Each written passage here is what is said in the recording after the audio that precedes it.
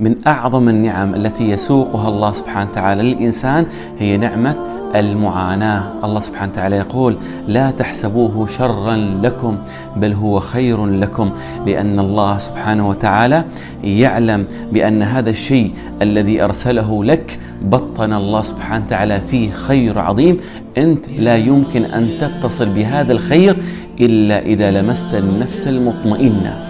لأن الله سبحانه وتعالى عندما قال في سورة الواقعة: إذا وقعت الواقعة، في معاناة صارت، في مشكلة صارت، هذه المشكلة في ناس راح يستفيدوا منها وفي ناس ما راح يستفيدوا منها. إذا وقعت الواقعة ليس لوقعتها كاذبة خافضة رافعة، في ناس راح يستفيدوا من هذه المعاناة ويرتفعوا في حياتهم، وفي ناس راح ينخفضوا، لأن هؤلاء الناس لم يتعلموا الحكمة الإلهية. لأن الله سبحانه وتعالى: ومن كل شيء خلقنا زوجين لعلكم تذكرون، عندما قال الله سبحانه وتعالى في سورة الشرح: إن مع العسر يسر. ولكن الإنسان عندما يهدأ ويتصل ويلمس النفس المطمئنة مباشرة تأتيه الإلهامات من عند الله جل جلاله، ويصبح هذا الإنسان قادر أن يتطور في حياته. لأن المعاناة التي جاءتك على مستوى البدن معناته هذا محفز لك عشان أنت تنتبه على غذائك وتنتبه على الحركة والرياضة والنوم. المعاناة التي جاءتك على مستوى الأفكار هذا محفز لك أنك أنت ترجع وتطهر أفكارك وتزكي نفسك.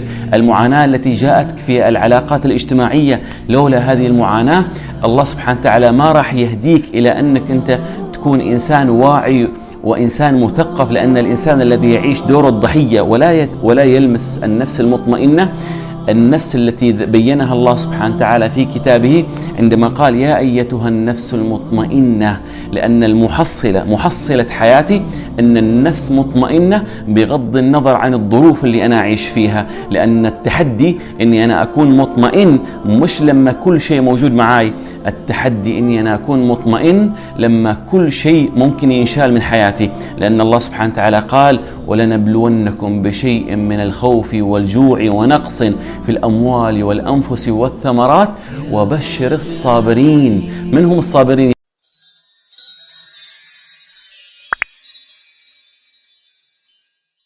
السلام عليكم ورحمة الله وبركاته. اللهم صل وسلم وبارك على سيدنا محمد وعلى آله وصحبه أجمعين. ازيكم حبايب قلبي، عاملين ايه؟ رب تكونوا بخير وبأفضل حال. وحشتوني كتير من آخر فيديو نزلنا مع بعض. صباح الجمال، صباح السعادة، صباح كل حاجة حلوة وقلوبكم طيبة. طبعا زي ما انتم شايفين معايا كده، انا هنا كنت بشارك معاكم. مبدئيا انا ما نزلتش اي فيديو زي ما اتفقنا من ساعة ما كنت عند ماما لحد ما جيت هنا، بسبب ان والدتي كانت تعبانة شوية، فكنت بصور ما كنتش قادرة يعني، او ما كانش في وقت ان انا اقعد اعمل مونتاج واسجل واحمل والكلام ده. فالمهم انا كنت هنا في بيتي، خلصت بقى طبعا انا شاركت معاكم الروتين وان روقنا بقى ونضفنا والكلام دوت. فده كان تاني فيديو بقى، اللي هو بعد ما خلصت خالص بقى حملت اولادي ولبستهم بقى كده وروقت عليهم وصورتهم هم الاول. قلت لهم صوروا يلا عشان توروا ايه حبايبكم واصحابكم ان انتوا ايه لابسين اللبس دوت. ولقيت اياد بيقول لي يلا اعملوا لايك وقلوب كده وبوسات وحاجات بتطلع منهم كتير. وبعد كده ايه قلت خلاص هصور انا بقى، سيبوني اصور. بس طبعا هما مش هيسيبوني، رشا ومعايا برضو. فده كان شكل الاوتفيت بتاعي وده كان الميك اب. يا رب ينال اعجابكم. وبعد كده ركبنا العربيه وقلنا يلا بينا نصور الطريق لحبايبي. طبعا كانت الدنيا ضلمه غير المره اللي فاتت، كان في النهار كده لانه كان اسامه اصلا اتاخر عليا، وكانت الدنيا بقى دخلنا في الليل. ما عرفتش اصور كتير لان كل ما اجي اصور الاقي الدنيا بتزحم، كل ما اجي اصور الاقي الدنيا بتزحم. كان يوم الخميس وكانت الدنيا زحمه جدا، فما عرفتش اصور مقطع طويل قوي في الطريق. تمام. واحنا ماشيين كده عايزه اتكلم معاكم في حاجه، ان هو يعني بصوا منعابه ابتدى تمام، والشماتة مردودة. فالموضوعين دول او الجملتين دول هتكلم معاكم فيهم احنا ماشيين كده. ان اي حد بيبقى شمتان في حد وبيشمت فيه مثلا ان ظروفه قليلة، او مثلا شمتان فيه ان حصل له موقف، او شمتان فيه مثلا في مرض، في صحة، في اي حاجة من الامور اللي احنا بنمر فيها في الحياة، فهي عامة مردودالك. يعني ما تقلقش، انت لو بعد فين هتلاقيها جايالك. تمام. ده رقم واحد. رقم اتنين اللي هو انت عيبت وانتقدت وبصيت بصة مش تمام، وكمان وجعت البني ادم دوت بكلامك وباسلوبك، ووجهت له اتهامات ضايقته او وجعته، فمن عاب ابتلى. يعني انت اصلا عيبت، فربنا ابتلاك باللي انت بتعيب عليه او اكتر كمان. فمفيش حاجة في الدنيا دي احنا بنعملها غير لما هي راجعة لنا فينا، في زوجاتنا مثلا، في ازواجنا، في ولادنا. فكل حاجة بتتعمل ايا كان هي ايه، لو حاجة صغيرة بسيطة جدا. فاللي عايزة اقوله ان بلاش يا جماعة، ركزوا في تصرفاتكم، في كلامكم، في اسلوبكم. يعني بلاش بقى ننتقد، بلاش نقعد نتكلم. كل واحد ليه وجهة نظر بيطبقها عليه هو كشخصيا، ما يقارنش نفسه بالطرف التاني ويقول انا لو عايش العيشة دي هعمل فيها ايه واسوي ايه وهو ده الصح، ويقعد يتكلم بقى ويقول ويعيد، يخلي البني ادم ممكن يكره حياته، ممكن يتضايق، ممكن يقعد كده يحاسب نفسه، يأنب نفسه، يأنب ضميره. ممكن في لحظة كلمة صغيرة انت هتبوظ له موازين حياته كلها.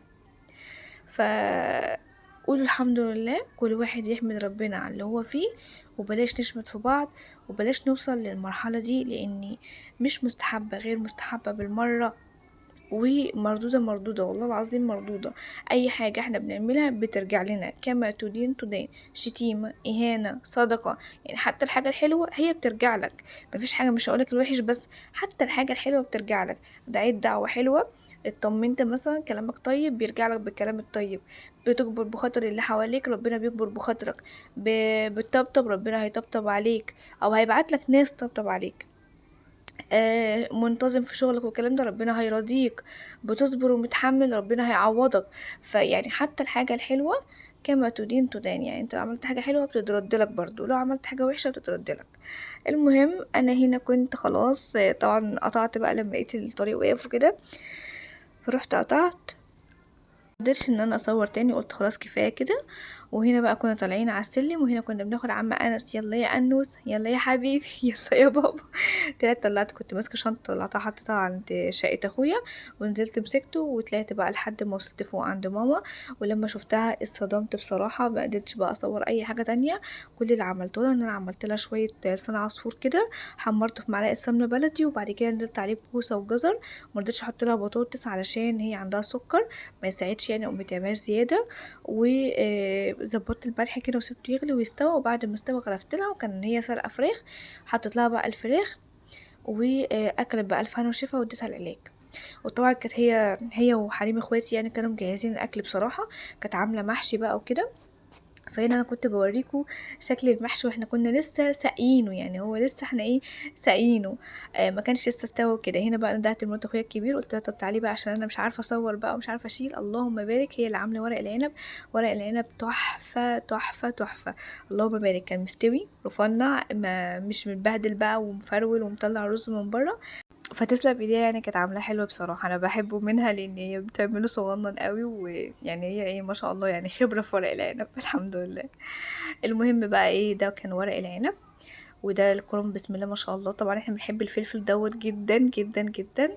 تمام، زي ما انتم شايفين كده كان مستوي، كل حاجه كانت مستويه. فانا قلت بس ايه اوريكم ان هو استوى، لان بعد كده بدانا نغرف، والعيال والدوشه، ومامتي بقى اللي تعبانه. والفراخ كانت ماما سلقاها برضو ومجهزاها في الشوربه. وطلعناها وحطينا عليها كده صلصه من على الوش، ودخلناها كده ايه الشوي. بس ما عرفتش بصراحه في الدوشه اللي احنا كنا فيها ان انا اصور بقى الطبليه بقى واحنا متجمعين كده زي ما كل مره بعمل، لاني كان للاسف بقى يعني ايه خلاص كده يومي كان بيخلص، ودوشه العيال الدنيا كانت معايا مش احسن حاجه. ده كان روتين النهارده، وده كان يومي. ربنا ينال اعجابكم، واشوفكم على خير، باي باي.